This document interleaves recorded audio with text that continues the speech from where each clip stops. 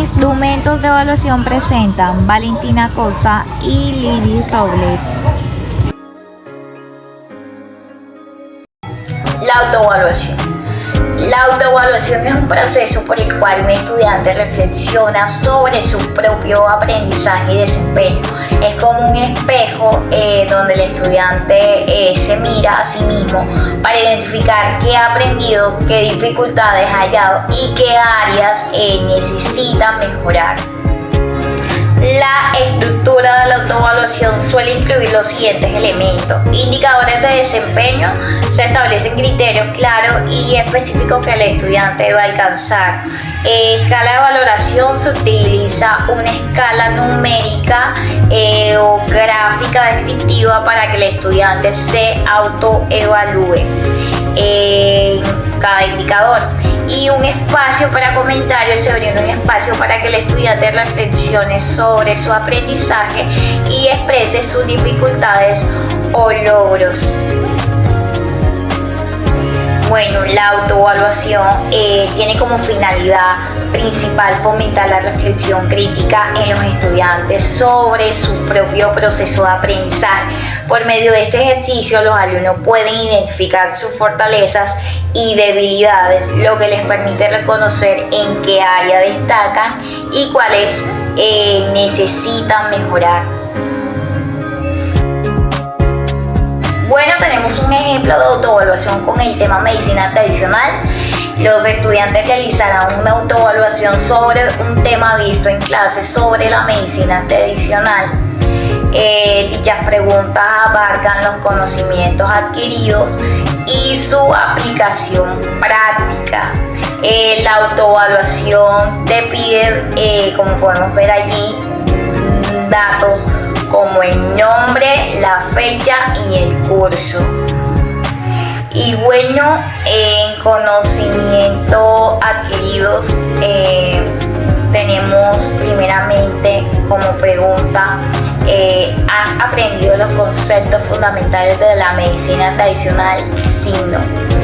Esta pregunta es de criterio de evaluación cognitivo porque evalúa la capacidad de los estudiantes para procesar información y comprender conceptos. Y como segundo tenemos en aplicación práctica dos preguntas abiertas donde el estudiante puede expresar su comentario. Una de ellas es: ¿has tenido la oportunidad de aplicar algún remedio o técnica de medicina tradicional en tu vida diaria?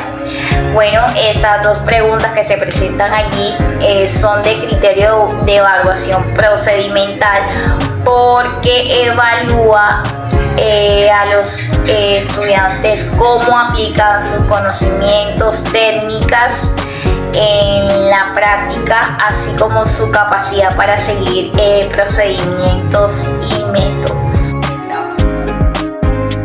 Los cuadernos de los estudiantes son una fuente exquisita de información sobre el proceso de aprendizaje por medio de los apuntes, ejercicios, dibujos y reflexiones que el estudiante realiza en su cuaderno. El docente puede obtener una visión más completa de su comprensión del tema. La estructura del cuaderno de los estudiantes puede variar, pero generalmente incluye fecha, título, espacio para apuntes, espacio para ejercicio y reflexiones personales. La fecha es para identificar cuándo se realizó cada actividad. El título es para organizar el contenido.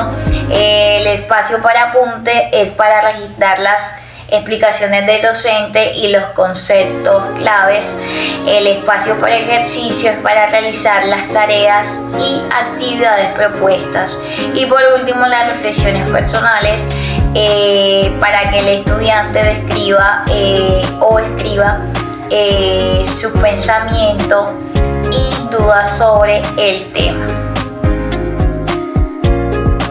La finalidad de los cuadernos de los estudiantes es proporcionar un espacio organizado y configurado para el aprendizaje.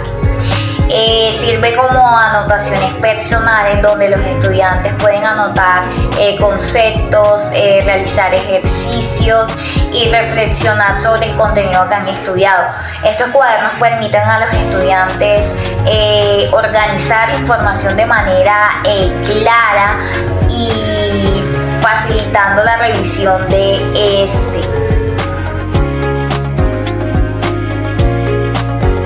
Bueno, aquí tenemos un ejemplo de los cuadernos de los estudiantes con el tema el consumo de agua natural. El docente analiza las reflexiones personales del estudiante o sus estudiantes, sus comentarios de las actividades realizadas sobre el consumo de agua natural. Aquí podemos ver una reflexión de uno de los estudiantes, el criterio que prevalece o el criterio de evaluación que prevalece aquí o utilizado por el docente es axiológico porque evalúa los valores, actitudes y principios éticos. Entrevista.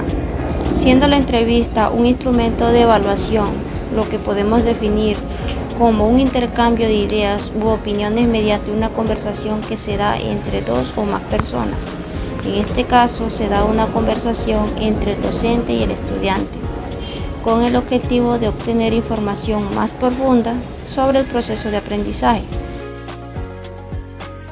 En la estructura de la entrevista encontramos la introducción, es donde se establece un ambiente de confianza y se le explica al estudiante el propósito de la entrevista.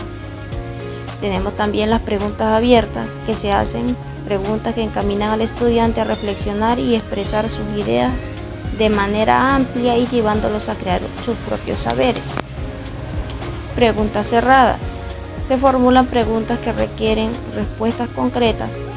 Por ejemplo, en el área de sociales podría ser sobre capitales o departamentos, que son preguntas que no tendrán problema en ellos aprendérsela, digamos, de memoria. Preguntas de seguimiento. Se realiza para aclarar respuestas que no quedaron claras y obtener más detalles, o para asegurarse de que se ha entendido correctamente el tema.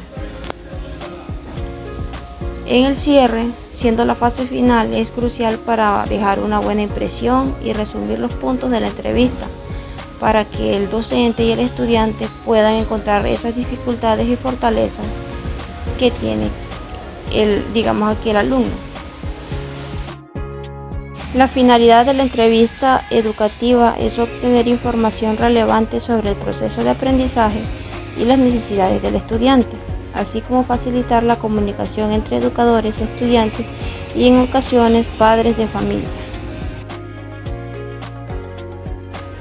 En cuanto al ejemplo de la entrevista, tenemos el cambio climático. Aquí el docente realiza las preguntas con el fin de conversar sobre el tema visto en clase sobre el cambio climático. Podemos ver que se nos muestran los siguientes datos: entrevistador, entrevistado y la fecha. Con las siguientes preguntas que realiza el entrevistador, en este caso el docente, como lo son ¿cómo crees que tu vida diaria contribuye al cambio climático? O también podríamos preguntarle, ¿qué cambios podrías hacer para mejorar esta situación? Esto lleva a reflexionar al estudiante sobre lo que está haciendo para mejorar su ambiente. También podríamos preguntarle, ¿y cuál es la responsabilidad de los jóvenes en la lucha contra el cambio climático? El criterio de evaluación que prevalece utilizado es actitudinal. Siendo estudiantes de licenciatura en etnoeducación, la prueba de base estructurada está formulada a partir del tema reconociendo nuestras raíces culturales para el grado tercero. El estándar de competencia que trabajamos es: me reconozco como ser social e histórico, miembro de un país con diversas etnias y culturas, con un legado que genera identidad nacional.